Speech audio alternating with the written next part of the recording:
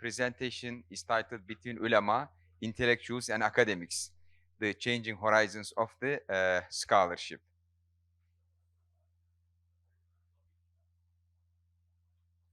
Okay, so first let's start with definitions. What's an alim? What's an arif? What's an academic? What's an intellectual? But first, let me ask you, what makes a Marxist Marxist? What makes a structuralist structuralist? What makes a phenomenologist phenomenologist? Okay. What makes a Marxist Marxist?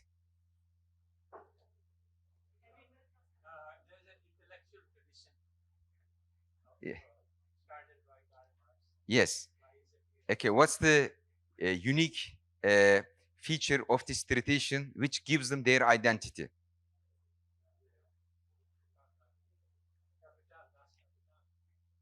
So, what's the most important feature of Das Kapital which gives its identity?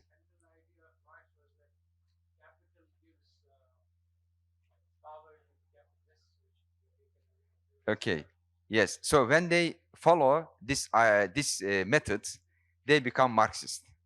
So in a very simple way, if you follow dialectical materialism and implement it in understanding economy, society, and history, then you become a Marxist. Okay? So using this method gives you your identity. And the same way, what makes a phenomenologist phenomenologist?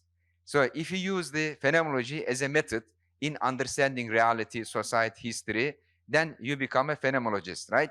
So the method gives identity to scholars, intellectuals, and academics. Okay, so what's the method that gives their identity to ulama? Okay, who wants to answer? What's the method ulama uses from which they derive their identity? Anyone? Any volunteer? Don't be scared. Hocam, Alparslan hocam. Usulü fıkıh. So if you use usulü fıkıh, then you are an alim. If you use dialectical materialism, you are a Marxist. If you use phenomenology, you are a phenomenologist. So the method of reasoning, gives the literati or the educated class their identity. So that's the most important thing. This is how we separate or distinguish who's an alim, who's an academic, who's an intellectual, by looking at the method of reasoning they are using. And as Professor Esad says, each intellectual tradition, they have a tradition of their own and their canonic text.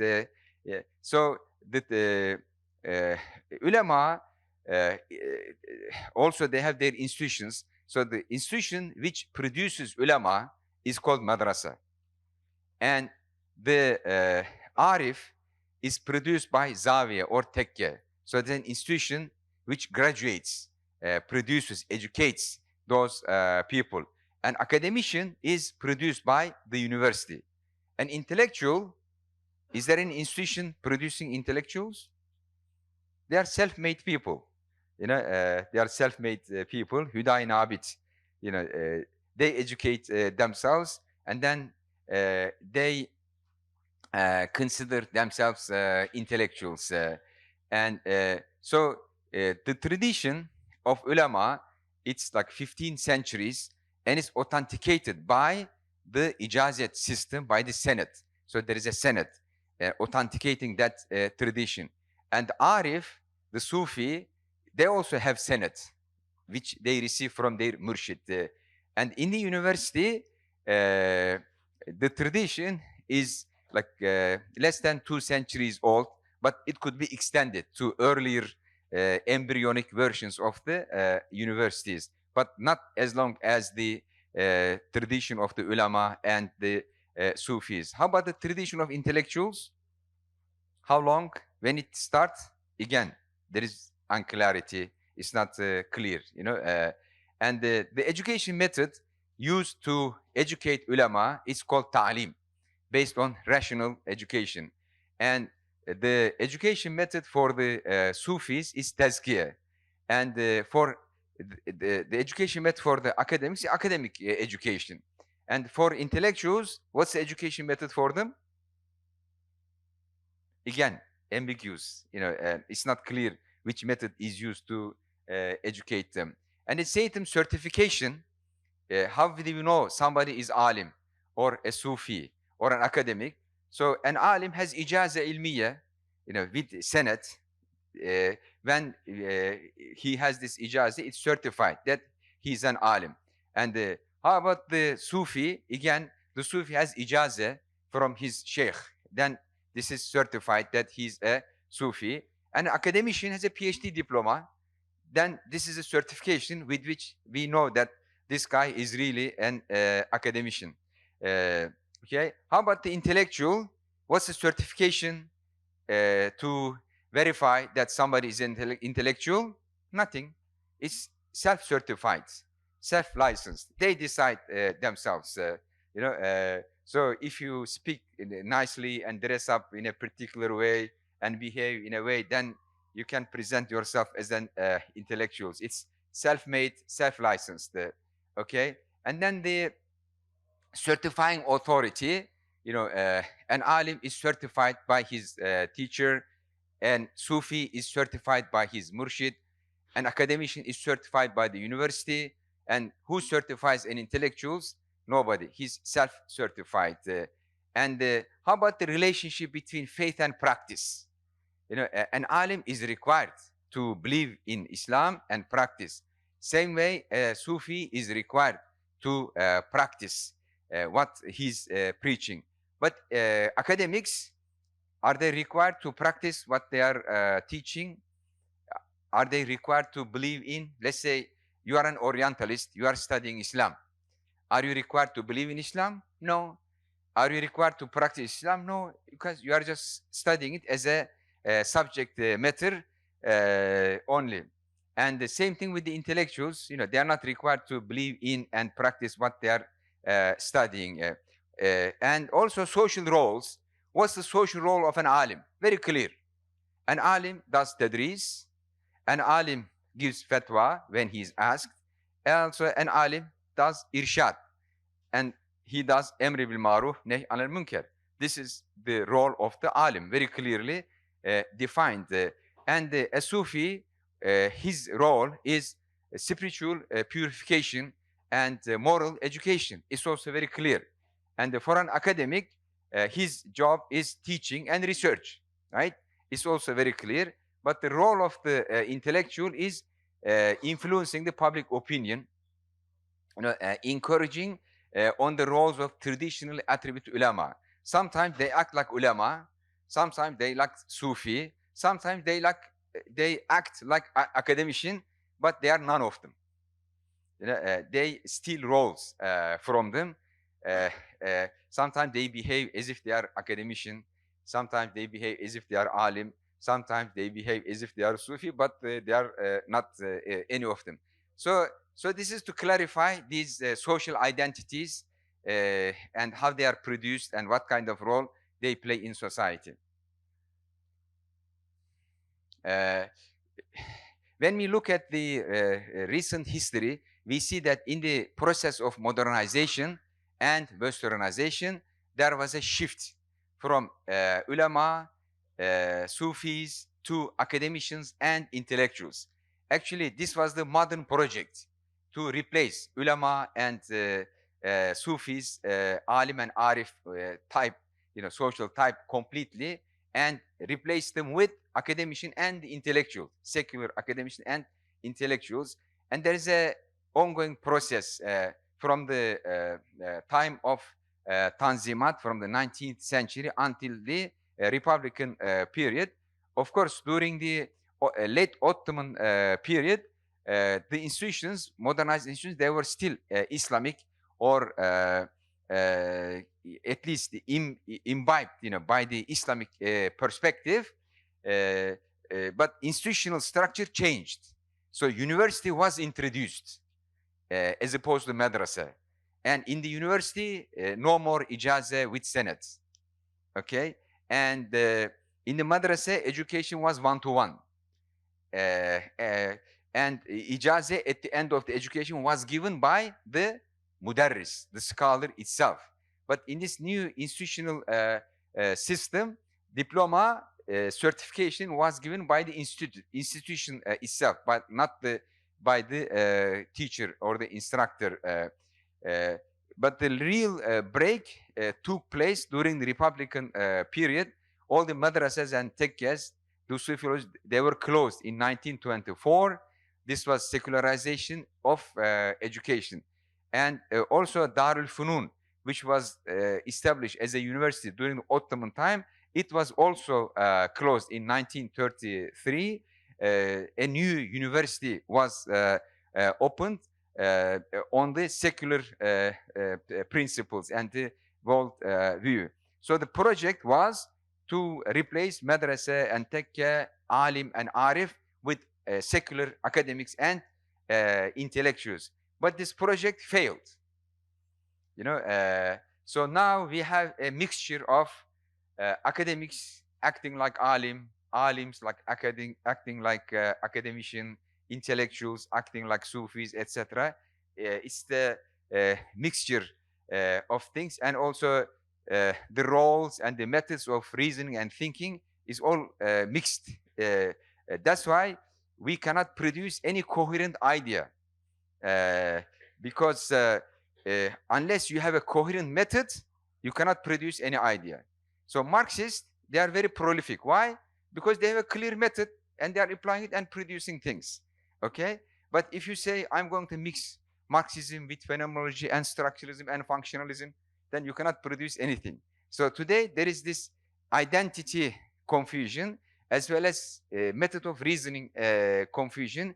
And this is one of the reasons why we cannot produce great thinkers and produce great coherent ideas.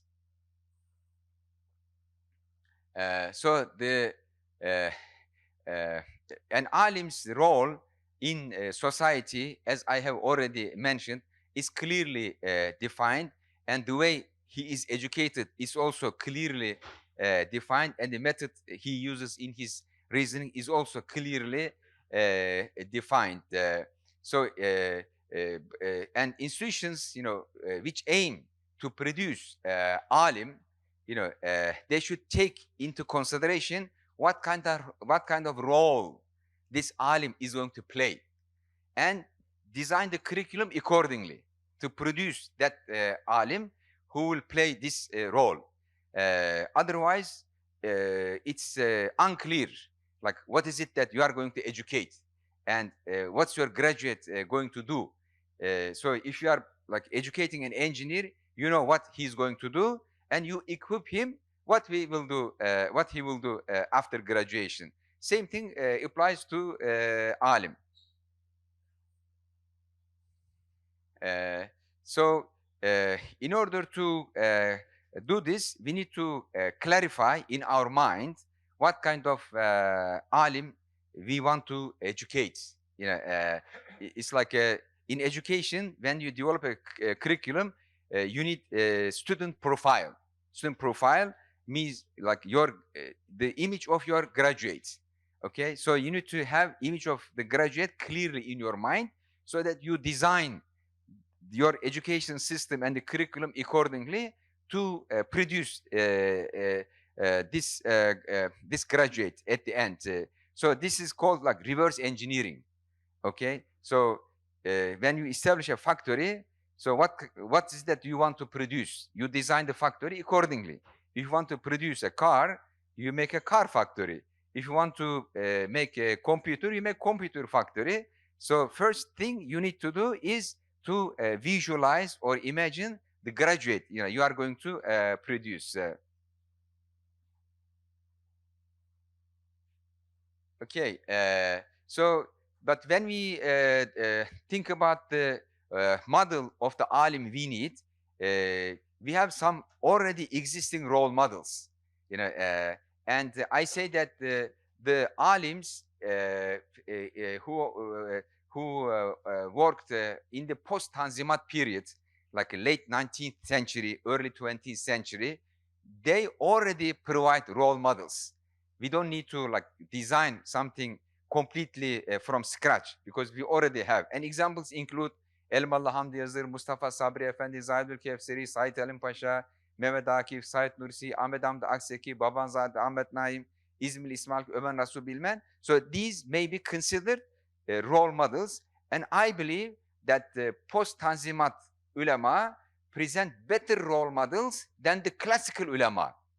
Because the classical ulama did not face the same challenges we are facing today.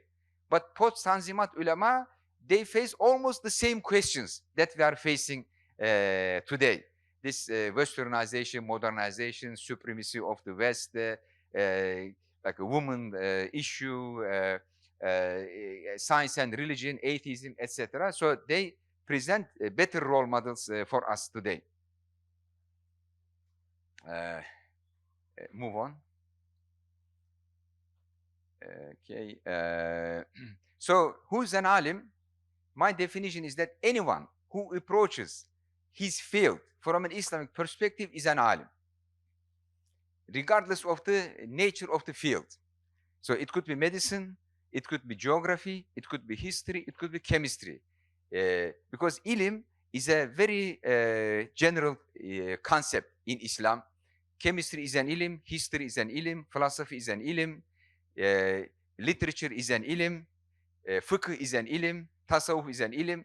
So ilim is a very universal concept in Islam. So anybody who approaches the subject, he's studying using Islamic methodology, he is an alim regardless of the subject he's studying. So giving the name of alim only to religious scholars, this serves secularization, spreading the disciplines into two categories, religious disciplines and non-religious disciplines, and making religious disciplines only for alim, and then non-religious disciplines outside the domain of Islam. Okay, so educating alims in schools of theology or Kulliyat Sharia. Why there was no Kulliyat Sharia or School of Theology in the Ottoman Empire? Because everyone received this education as part of the fundamental education. Then they went to their own specializations. Okay, so we should not fall prey to secularist project by separating Islamic disciplines and calling only specialists in Islamic disciplines alim, and then the rest some other name. So everybody, who looks at the subject they are studying from an Islamic perspective, using Islamic reasoning, is an alim, regardless of the subject. So this is how we should define alim. And actually, this is how alim was defined in our civilization. Yes. So an alim is also a muallim. So this is the role, social role of the alim. Someone who shares his knowledge with society as a leader, advisor, spiritual guide, mentor, and education. So he's a socially very active figure. And because they are Warasatul Anbiya, heirs of the prophets. So what was the role of the messengers of Allah, the Rasul? So alim assumes the same role in society. So that's why alim's role is very clear.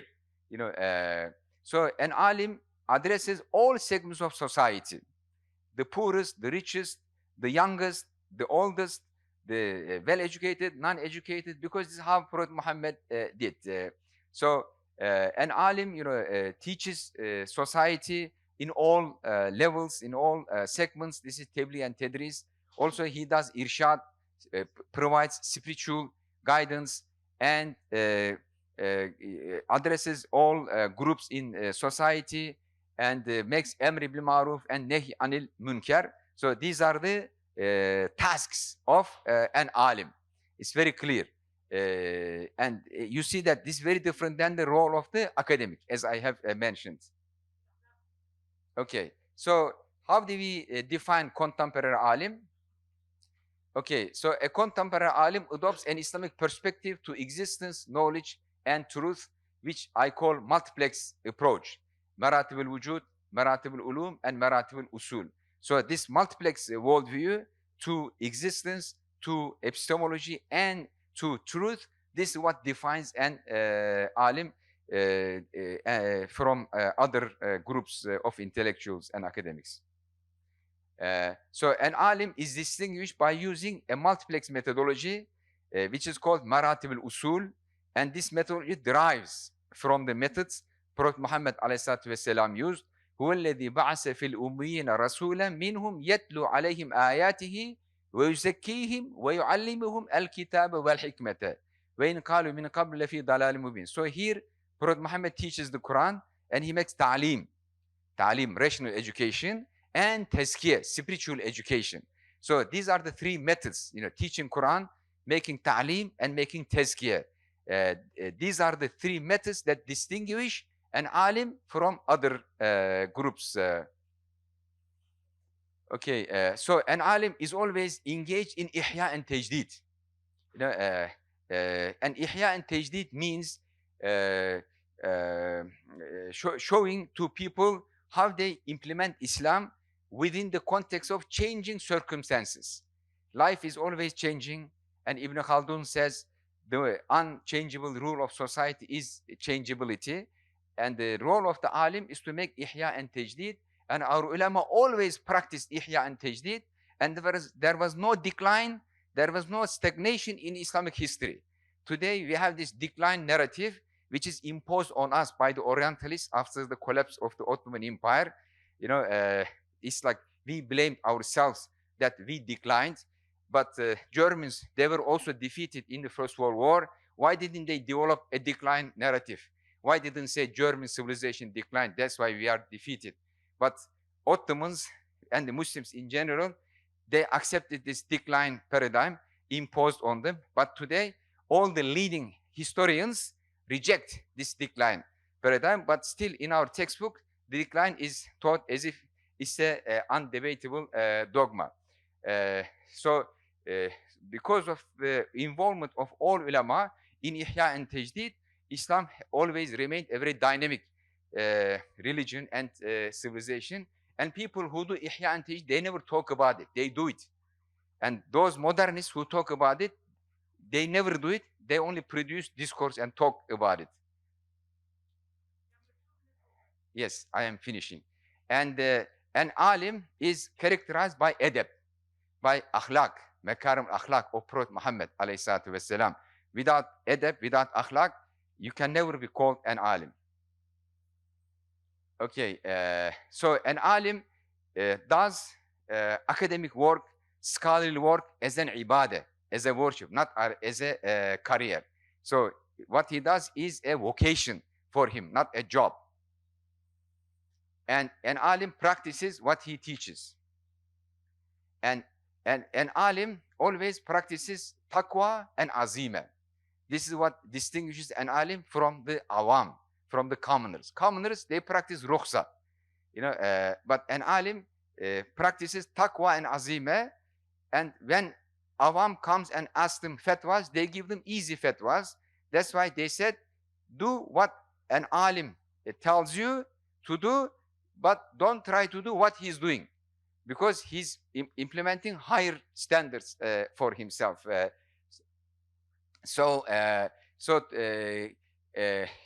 If these are the roles of the alim, then we need to devise our education system in such a way that our graduates can play these roles. This is the list of the qualifications that we need to offer to our ulama. When we want to educate them, they should know Arabic very well. They should know all the Islamic disciplines, and also any subject they are studying, regardless of the name of the subject, not just the Sharia, not just fiqh and tafsir, any subject. And they should have a rooted perspective in the tradition.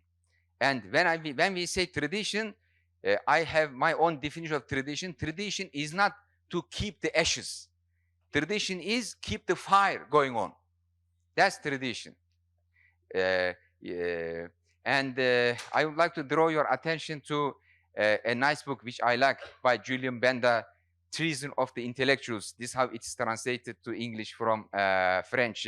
So he accused the religious scholars for betraying their tradition and putting themselves under the service of national ideology and the national interest rather than universal and absolute moral values.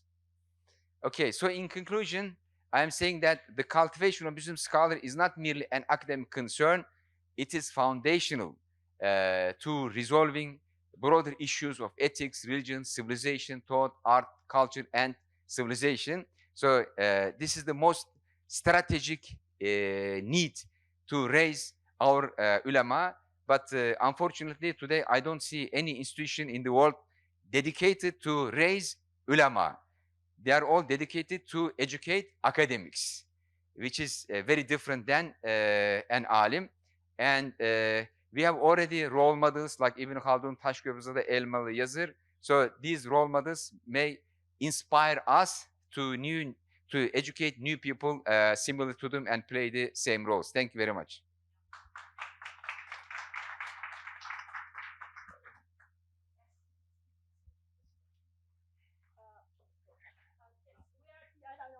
We're moving to Naser Dumairieh and Thank you. Yes. Crossing borders. Yes. Assalamu alaikum. Hi. I want to start by thanking the organizer of the panel for this well-structured panel.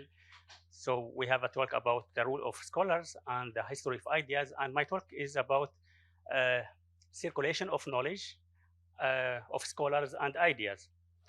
So when we talk about circulation of knowledge, usually we talk about the power of disseminating and diffusing knowledge, if changing the present and the future by spreading innovations and new inventions across geography and regions. My talk today is how study the circulation of knowledge can change our perspective of the past as well, and change our perspective and the narrative of our history. I will start with an idea that Dr. Recep mentioned about the narrative of decline in our history, which, as he mentioned, is rejected now in most of the Western academic studies. Usually, study the Islamic intellectual history focuses on the period of what is called in academia as the classical period between the 9th and 13th centuries. This period was described as the golden age, with a focus on people like Al-Farabi and Ibn Sina and Al-Ghazali and Ibn Rushd. Then subsequent period was described as the post-classical period. And this post-classical period was described as the period of decline and stagnations. And they said nothing original, nothing important was produced in this period. This narrative of decline was based on some assumption that the Muslim world entered in the period of stagnation based on some narratives by some scholars. I mentioned here some examples. One of them is Ernest Renan and his book about Ibn Rushd, and he said that after Ibn Rushd, there was no Islamic philosophy or intellectual activities, and he blames Al-Ghazali for dismissing intellectual life in the Muslim world. Henri Corbin, another French philosopher, when he rejected this idea and he tried to show the fallacy of Renan's idea, he said that Islamic philosophy survived, but only in a specific region, which is Safavid Iran, in mystical form, and only in 12er Shi'is. So it's another narrative of decline, but it's almost the same narrative, but in another word. Another idea for the idea of declines is the idea that Muslim philosophy was only intermediary between the Greek philosophy and medieval Latin philosophy. Muslims, they only received philosophy from the Greek, and they translated the works, and then after a few centuries, these works were translated again to Latin in the medieval ages. Another important reason for this narrative of decline is the fact that most of the the production of Muslim scholars during the post-classical period were in the form of glosses and commentary and sober glosses. So many scholars in the 20th century, they said, and they considered that there is nothing original in these productions and nothing interesting. This prejudice and this judgment about the history of the Muslim world in post-classical period was not based in a detailed study of the production of this period, but it's the contrary. It hindered and prevented the scholars from studying this period, and continued to describe this period as a period of decline and stagnation until the changes started not from Islamic studies, but from a project related to commentary on Aristotle's works. In this project in England, scholars found that the commentary contains a lot of innovations, a lot of new ideas, a lot of original ideas. And the scholars started to consider the thing that we have to consider all our Islamic tradition, commentaries and the glosses and all form of glosses if we want to understand the development and the continuity of Islamic intellectual activities during the post-classical period. So from manuscript catalogs around all the world, we find that most of the works of prominent scholars were continued to be studied, commented, glossed, and taught in the schools. And a lot of scholars, they used to study them. Here I have an example of al-Maqasid of al-Taftazani, and I show that within 1 century after al-Taftazani's life, we start to find commentaries and glosses in his work. I have here only some examples from scholars from Ottoman Empire. We have Al-Khayali, we have Al-Bursawi, we have Jarullah Rumi. At the same time, we have scholars Miknasi from Maghreb, we have Dulaji from Egypt, we have Al-Haydari from Baghdad, and we have Mullah Ali Sultan al-Qari, who moved and lived in Mecca and in the Hijaz. So all these scholars from all these different regions in the Islamic world were studying, commenting, and writing and teaching one of the most advanced and most sophisticated texts in Islamic intellectual histories. So this is all in the post-classical period. But we know that not all scholars who study or who teach text will comment on these texts or will write commentaries or glosses.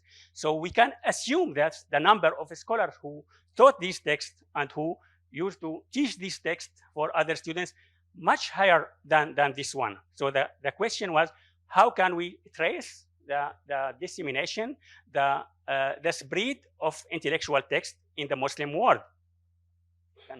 And, in my study was mainly about intellectual life in the Hijaz before Wahhabism. I found that most of the text from the early prominent scholars and early generation, whether by Ibn Sina or Razi, Taftazani, Jurjani, Al-Iji, all these texts were taught in the Hijaz. Most of the scholars, they used to teach their students all these texts. They were spread in the Hijaz, and some scholars, they wrote glosses on these texts.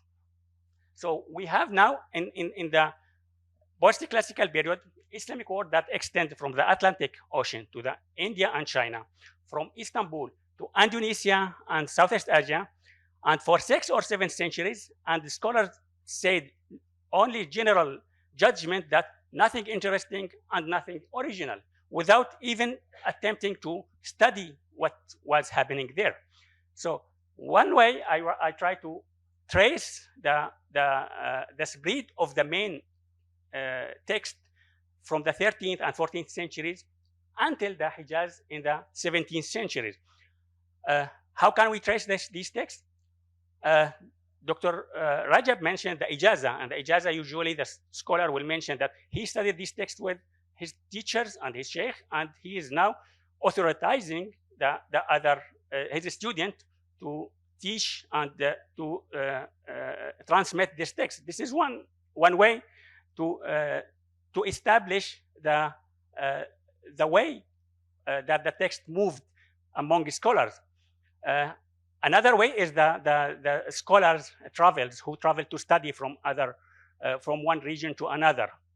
We know that some of Fakhruddin Razi's students, Al-Urmawi and Khusro Shahi, they came to Damascus and the Cairo, and some of students, they studied with them.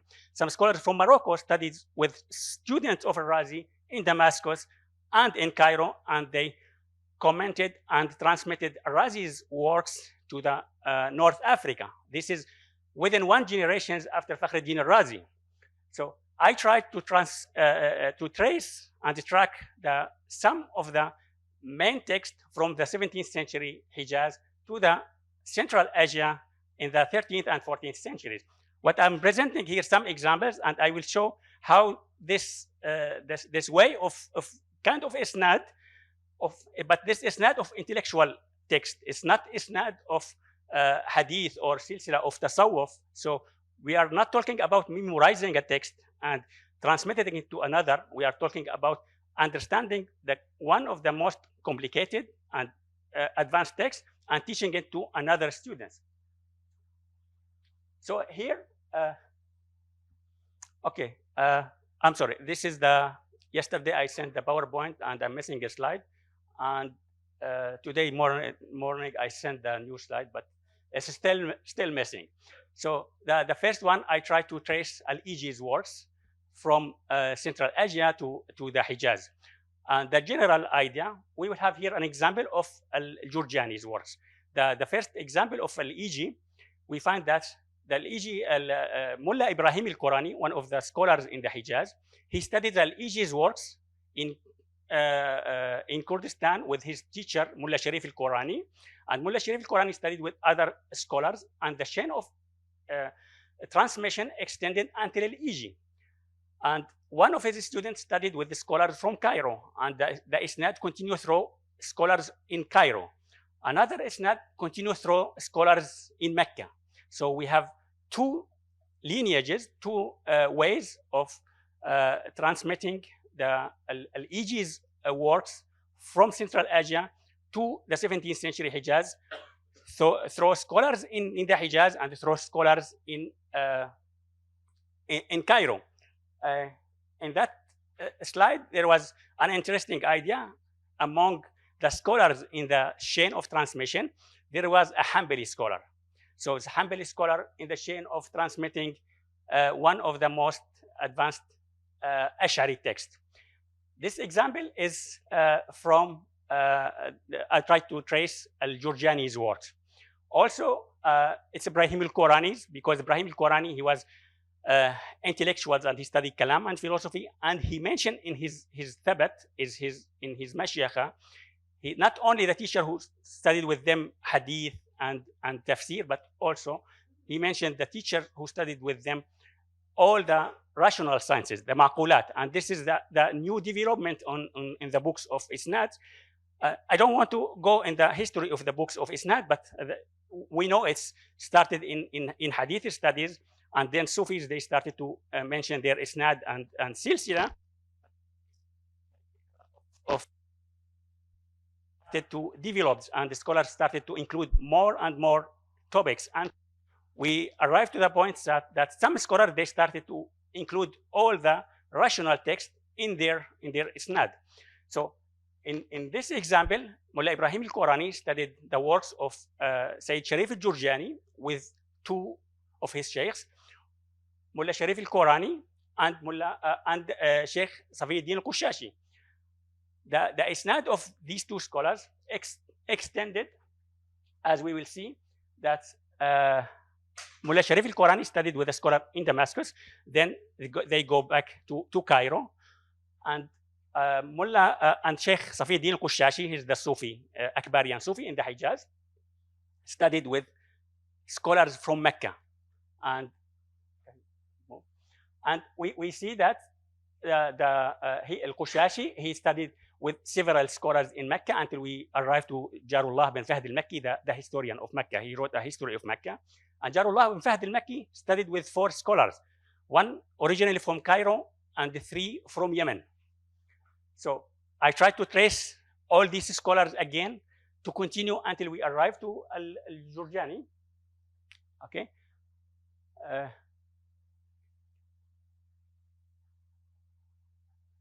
Yes, it's okay. And the last one.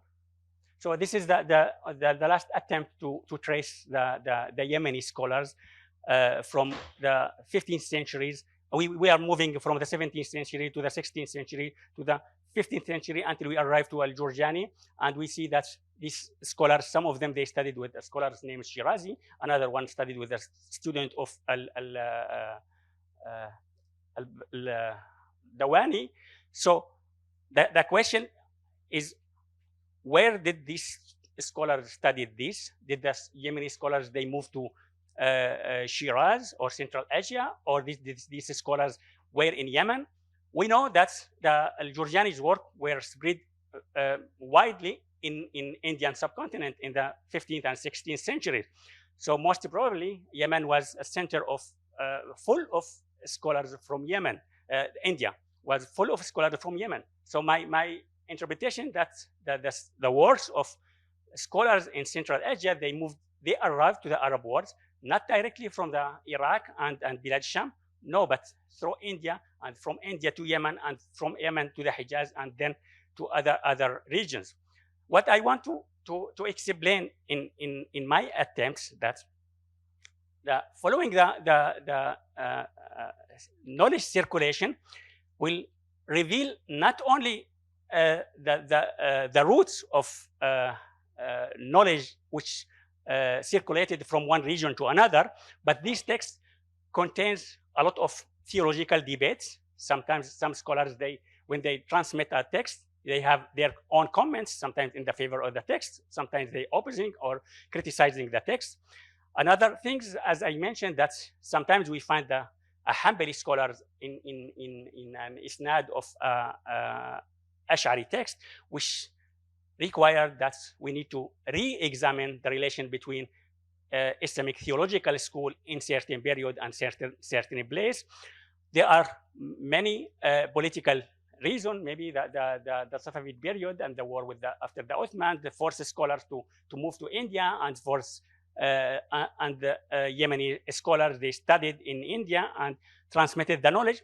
I just want to show that these advanced studies were moving around all the Muslim world in the period which was described as the period of decline and stagnation.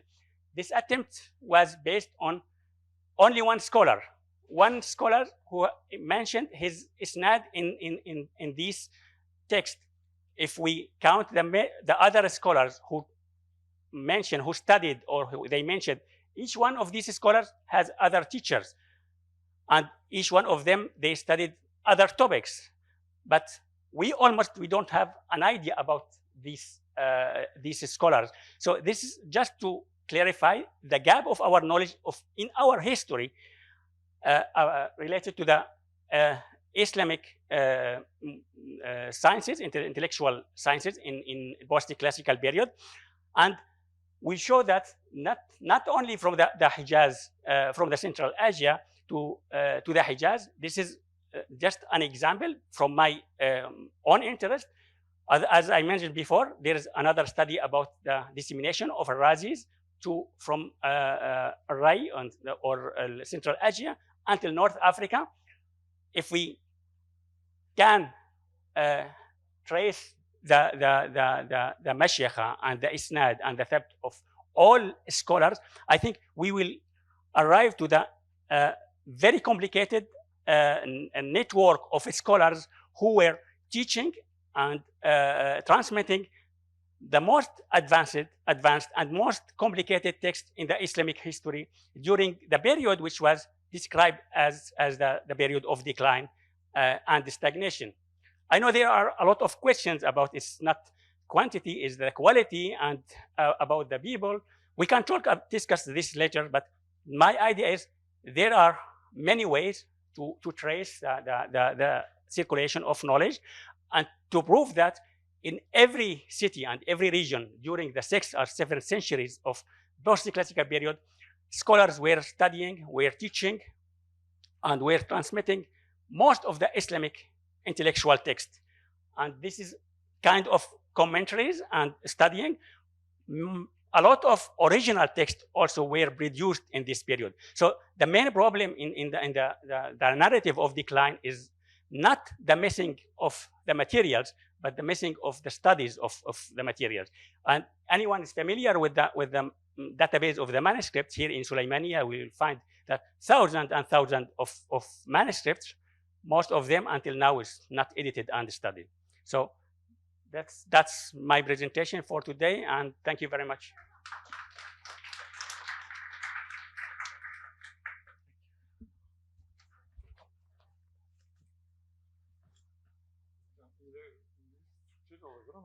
Hocam Türkçeyi tercih ediyorsanız Türkçe de olabilir. You can make your presentation in Turkish or English, whichever one you prefer. Do you want it to be in English?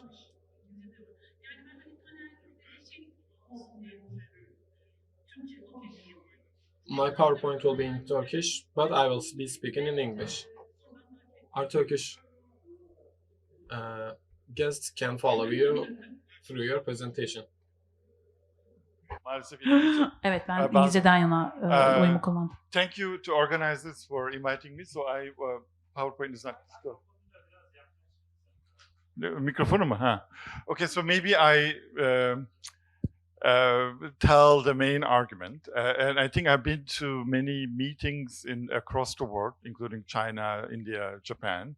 And all of my colleagues, intellectuals, are very disillusioned and disappointed, and rightly so, about the collapse of the Eurocentric international order, the hypocrisy of the West, and because of what's happening in Gaza, but what has been happening in the last 500 years with enslavement of Africans and destruction of Native Americans and colonialism, the image of the West as a universal civilization is completely shattered. And many of the people, not only Muslims, but also others, are now saying that their civilization, their values will be an alternative, a cure to the crisis of the modern world. What I'm worried, and this will be my argument, is that by having this very simple dichotomy, which for a historian not accurate, of West declined and Islam will be the solution, or China will be the solution, we will again be trapped with the same logic. And this way we are making the second decline thesis. The first decline thesis is nicely illustrated by my colleagues here. And as a historian, I'm very proud that we achieved something, that there was no decline in Muslim societies, that the whole Orientalist thing was wrong. But now we're making another decline thesis. The other decline thesis is saying that since Tanzimat in the 19th century, Muslims believed that they're in decline and they should copy the West. That led to our decline. In Turkish, it's called taklitçi zihniyet, or batıllaşma ihaneti. And in Turkish, it's so easy to explain. We have to, because of the taklitçi zihniyet, imitation, we lost our sense of self. We lost our authenticity. And then I've seen, by the way, I've read 100 books in many different languages. It goes with the same argument that, look, we copied the West. We lost our self-perception. There's no justice. They failed us. Let's go back to our authentic roots, revive it, and we are going to save humanity from these monsters. And I actually agree with this. Don't get me wrong. My emotions because of Gaza and everything but historically it's wrong. And that will be my argument, that if you're not careful about what civilization means and what we are doing, we will be trapped again. And I will try to talk about two traps. One of them is that the civilizationalism is historically inaccurate. This idea that there are civilizational silos in history, there's a Western, Arab, Islamic, Indian, Chinese, were never true. People did not even live in these civilizational containers. There is a shared connection. People lived in empires. Muslims never lived inside a Muslim civilization, and they created Islamic civilization much later on. So let me talk about when we, can we go to the next one? When I said this, yeah, next slide, if we can. When we created the idea of a civilization, I don't see it again, so let me, yeah. Bir sonrakine girebilir miyiz? Ya da ben yapayım onu. Bir sonraki slide, evet. Şimdi, elde tıkanmış da olabilir. Evet, taklitçi zihniyet. So I will say that there are three stages of the civilizational thinking. The first group I call the Namık Kemal generation, Namık Kemal Nesli, if you can find the slides, that extends all the way to Mehmet Akif Ersoy and Muhammed Iqbal. What this first group achieved are incredibly important. They set the foundations of modern Islamic thought. They set the foundations of what will be called the global enlightenment. So if you want to get a main idea from this first generation that I am very worried about in terms of the injustice we do, the generation that we call the foundational taklitçi zihniyet, from Mustafa Reşit Pasha to young Turks with Namık Kemal, are actually incredibly brilliant humanists. They set the foundation of what we call now a global enlightenment. And I give you a two-sentence summary. That this generation was right that the European enlightenment in the 18th century had non-European roots in India, China, and the Muslim world. So everything that the Muslims were saying that the Europeans stole our ideas, even more than that, that's true, including the idea of toleration, the idea of bureaucracy and merit. More importantly, now we agree on one thing, is that real enlightenment happened outside of Europe in the 19th century. And Namık Kemal or someone like Fukuzawa Yukichi are the true enlightenment figures. What they achieved is that they harmonized the ideas of equality, liberty, freedom, and an idea of a progressive history of history with the Islamic tradition.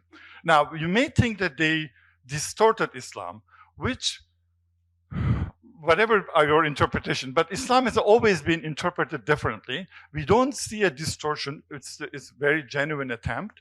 But there's also something, something they may have seen, that what Europeans claimed as universal, that their gift to humanity is actually stolen from other places. It matches with the universal humanist values of Islam. And we have to take that synthesis very seriously. My argument is that we now make a big injustice to this generation when we now think that the West failed us. We need to revive the Islamic civilization. We throw this generation's achievements to the trash with that, right? That they become that, unfairly too imitative of the West. What they were trying to say is that so the standard of civilization is compatible with Muslim tradition. But in that process, they invented the idea of medeniyet. Now, Recep Hoca wrote a lot on this, that of course, Ibn Haldun also had a theory of medeniyet, but this medeniyet is different. And the best way to understand how this is different than the old one, according to old medeniyet, when Greeks rebelled against the Ottomans, and Ottomans lost, according to old models, Ottomans were losing against the Greeks because they were too civilized, too Medeni, and Greeks were Bedevi.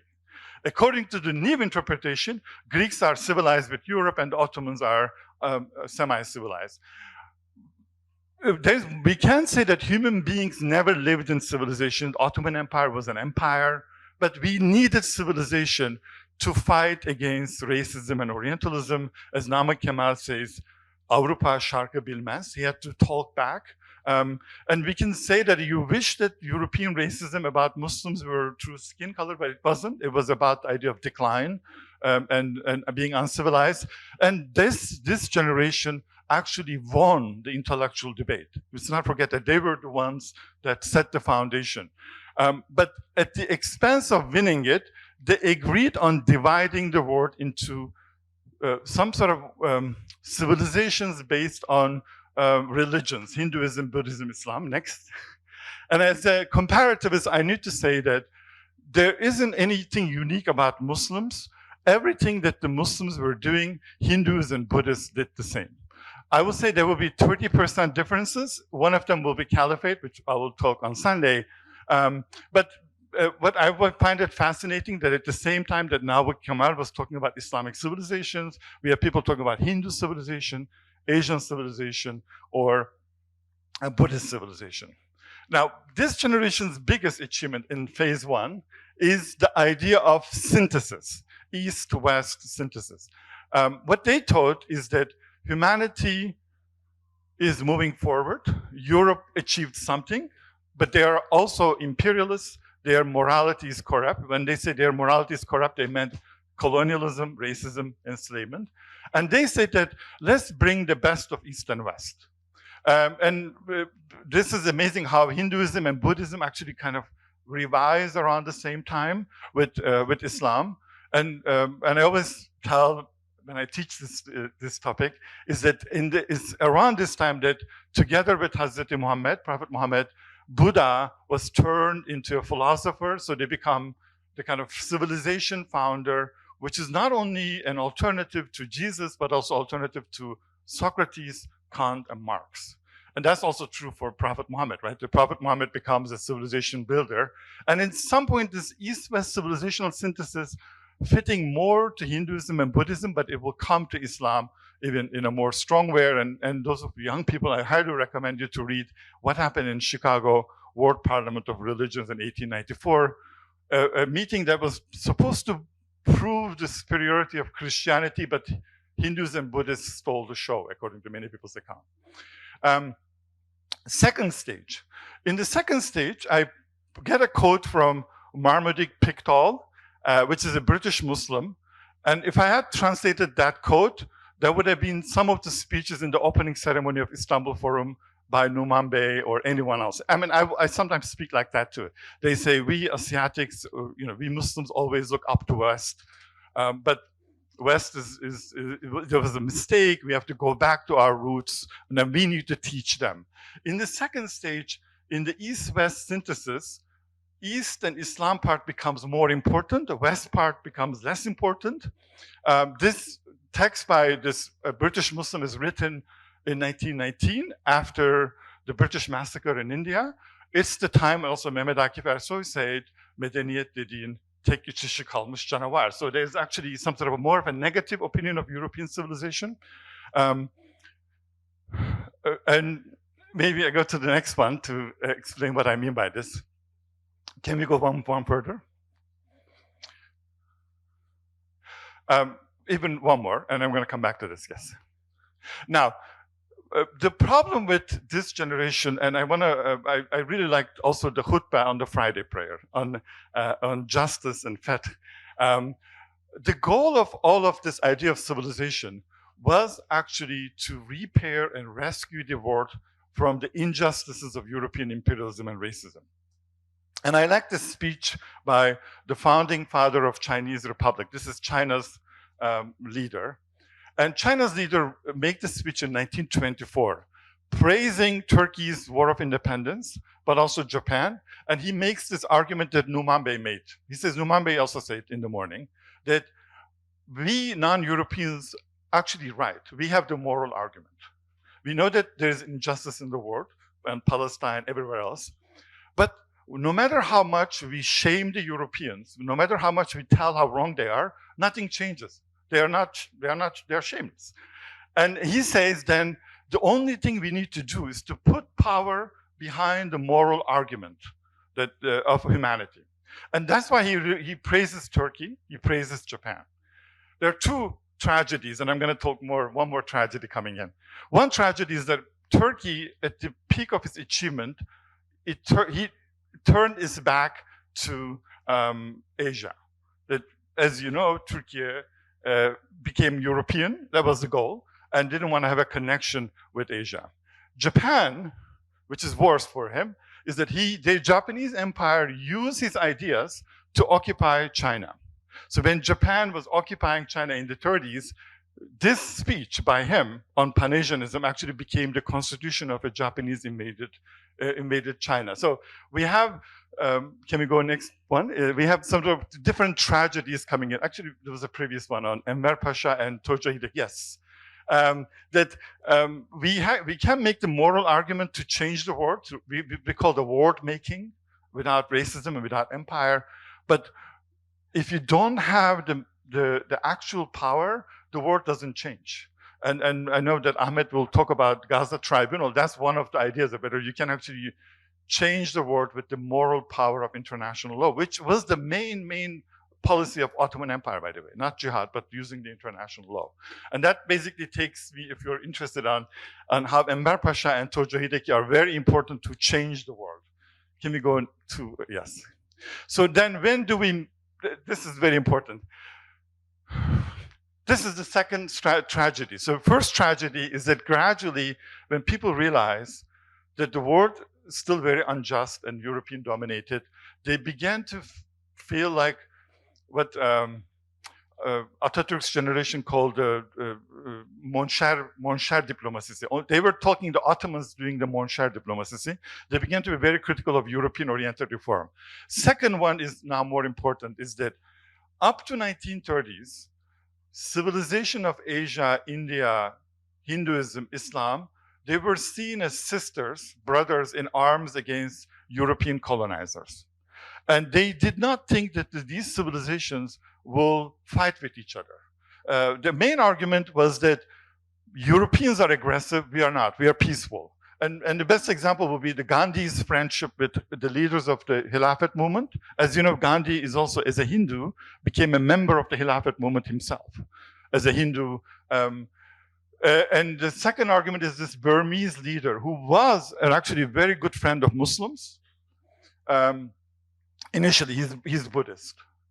But as time goes on, as these countries become independent, then the civilizations become fractured and began to divide Asia among Hindus, Buddhists, and Muslims. So the idea of civilization was that we are in harmony, brothers and sisters against the West, and Asia began to fight against each other. As you know, this person, who is a big friend of Muslims and Hindus, then became the nationalists in Burma, who began to target Rohingya as not belonging to Burma.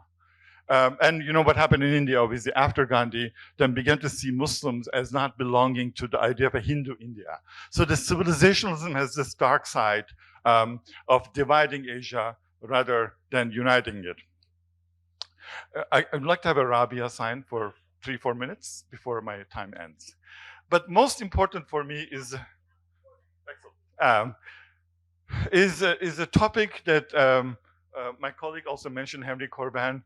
This is the last phase of civilizationalism that I see with a lot of importance and significance in this forum. So when I was listening, even every speech up to now, I see the shadow of René Guénon and even Henry Corbin. The last phase is the following. That's the part where we actually depart from Nama Kemal. Last phase is saying that this idea of an East-West synthesis was a mistake. West is a poison. And when you do a synthesis, their poison will come and poison you. The best thing is to get rid of it and revive your own Islamic civilization, or Hindu civilization and Buddhist civilization. And we may disagree with this opinion or not, but what happens is this, after this point, is that Dirilish becomes the argument, right? Sezai Karakoç's argument. So instead of a synthesis, you just say that no, synthesis is wrong. The only thing you need to do is to clean yourself, as if go to a Turkish hammam and clean yourself from westernization and revive your ummah. And I could say, by the way, I have seen Japanese Buddhists and Hindus saying the same thing at some point. They all read René Guénon. And there's an irony of this, is that it's the white Europeans are telling you initially that you should have your spirituality, have the materialism, but then through their ideas, we move even further away. And I was very surprised that Wael Hallak actually agrees with this. So René Guénon became his favorite writer. This I found very, very unuseful, unnecessary, and unjust, unfair to Nama Kemal's generation. And it's also not true, meaning that so the civilizational authenticity was always going back to future. So we wanted to create a just future. So what does happen, and that's connected to Palestine that we are working on. So until the 1960s, the colonial war ended with decolonization. But during that process, obviously, we know that the Western Enlightenment ideas, but not taklitçi nobody was a monkey or some sort of maimun, but the Western ideas was very important Enlightenment. Nama Kemal's generation won decolonization. But after that, can we go next one? We face one problem, what 1970s generation, what they saw in Palestine and other places is that we believe that we can complete humanity almost in the verse, Allah nurunu tamamlayacaktır, right? That there's a future-oriented evolution of history. The world will be more fair and just. But when it didn't happen, and Palestine was a laboratory of continuing European colonialism, there was a bigger disappointment with the earlier generation, so-called the secular westernized generation, that they promised us freedom, liberation, emancipation, equality, but that promise never came. And it's at that point, then this idea of civilizationalism with some sort of European ideas became very popular. So as a historian, then I urge us all to historicize our attempt at decolonization. If you do not historicize decolonization, then you can recolonize your mind. And very good. And be careful about the trap of civilizationalism, which you will see more and more with China and India joining the group. Maybe learn the lessons of what went wrong, going back to the earlier purpose. And what, my last sentence, is that what I see in the first instance when Sun Yat-sen was talking of civilizationalism, state power was behind the moral power of decolonization and war-making and justice and freedom. So he would say that Japan and Turkey used the military power to push for justice. But in the new civilizationalism, civilization is actually used as a tool by the power of India and China. So the Indian government is using Hindu civilization to make itself soft power, and China is using Confucianism, communist China, using Confucianism. So I hope that we can historicize decolonization to truly change the world and bring more justice. Thank you.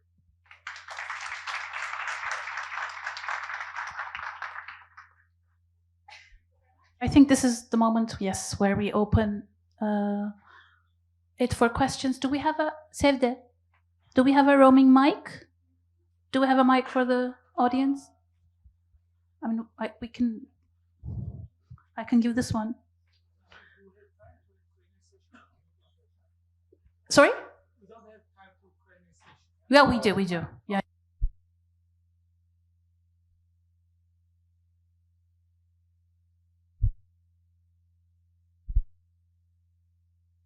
Oh yes, do we have any questions?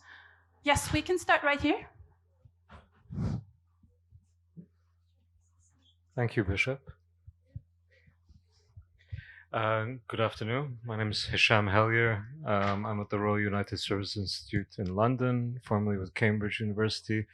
I had, in the interest of time, very short queries. The first was to Recep. Ahlan wa sahlan. Very good to see you in Istanbul. Just a quick clarification. When you said any Islamic scholar is anybody with an Islamic perspective, what I gathered from the rest of your presentation is you mean that they use usul al-fiqh in their particular discipline. I would just like to have that clearly stated. And okay, so I'll ask the question and then let you answer. Yeah, usul al-fiqh is the method of reasoning for every Muslim. Okay. Regardless of the profession they are involved in. And you are also using usul al-fiqh without knowing. Oh no, I know it.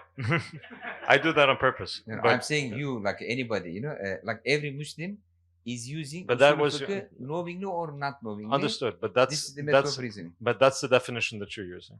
Okay, very good. Thank you. The other was just a comment on your question regarding decolonization and so on. One thing that's very interesting to me as somebody who looks at these movements, the decolonial movement, very often going up against the West and Western systems, but actually using Western methods as part of their decolonization. which is quite self-defeating. So perhaps a comment for you on that. And then my last question, and this is the actual question, which relates to the history of intellectual thought in the Hijaz, because you mentioned Ibrahim Qurani. Your book is wonderful, by the way. Thank you very much. Published by Brill 2 years ago. But I was curious to know if you had developed any work that looked at the concept of Tariqa Ulema Mecca, but that goes back more than 150 years, because of course it continues to have a lot of resonance in today's world, and beyond the Hijaz itself, because of course many people went to the Hijaz, they took this tradition from the Maliki family and went all over the world. So more than that, yeah, until now, because we there's quite a lot of work done from the turn of the 19th century, 20th century until now, with regards to that particular tradition of Tariqa Ulama Mecca. But what you related in terms of Ibrahim al-Qurani and others, I'm wondering if you saw more of that prior to that time. Thank you. I mean, one thing I just briefly say that just follow Syria. I watched everything that Syrian leaders said in the last week. It is truly global enlightenment, freedom, liberation, equality, right? So if Namik Kemal were alive today, he'll be very proud of this Syrian generation. The problem is that the Syrians today don't know about the 19th century Tanzimat, Namik Kemal generation, right? So everybody asked them, are you going to give them rights, the non-Muslims or minorities? Well, this problem is solved. Caliph abolished the jizya, gave everybody equal freedom. Why is it that the Syrians don't know that? This is the tragedy that I'm mentioning.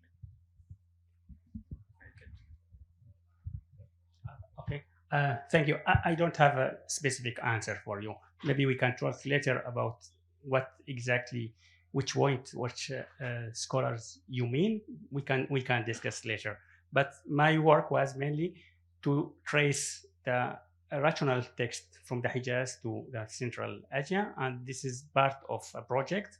And the other study, the other work is to continue after Mullah Ibrahim Qurani, so 17th century until the beginning of 20th century, but mainly focus about education system in the Hijaz. Is there maybe one last burning question? Anyone? No, good. And you can of course speak to our professors during the tea break. Pardon ya, tamam. Tabii buyurun. Kime soracaksınız? Tamam, buyurun. Türkçe sorabilirsiniz. Yani beyefendiye soracaksanız. Okay, we do have one more question. Ben Türkçe konuşacağım, kusura bakmayın. Tabii ki. Şimdi I was speaking in Turkish. Thank you for your presentation. Although we have a different misunderstanding, I have a question. When we look at civilization and power, knowledge, is it parallel to richness and power? The Islamic world has been in decline in terms of richness, in terms of funds and power, but I think they are still rich in information and rich in knowledge and rich in civilization, and they are in lead. So when we look at Islamic world or the Africans, they have because they have been oppressed, they have a universal way of thinking, and sometimes the opposite is also true. Without power, with that soul,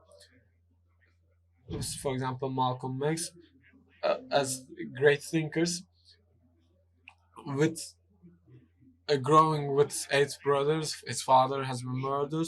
Having such a universal way of thinking shows us that the civilization doesn't have to do with power, but it has a lot to do with oppression and being oppressed too. We could continue maybe our chats outside, and we are going to continue with our next session. Thank you. Tabii. Tamam, siz alın, buyurun. Kıymetli katılımcılar, günün bir Distinguished guests, we are going to present our moderators and speakers. John, chairman, to present his gifts to our speakers.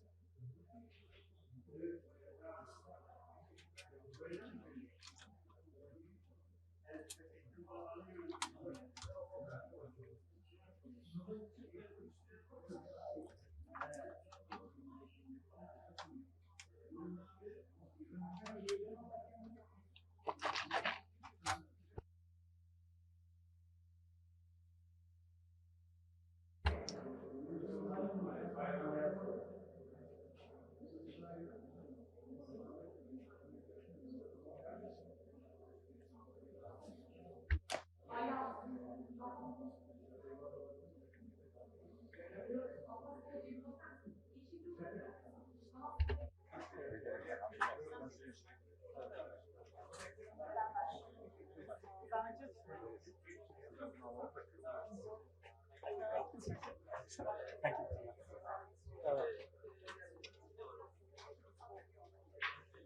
Thank you.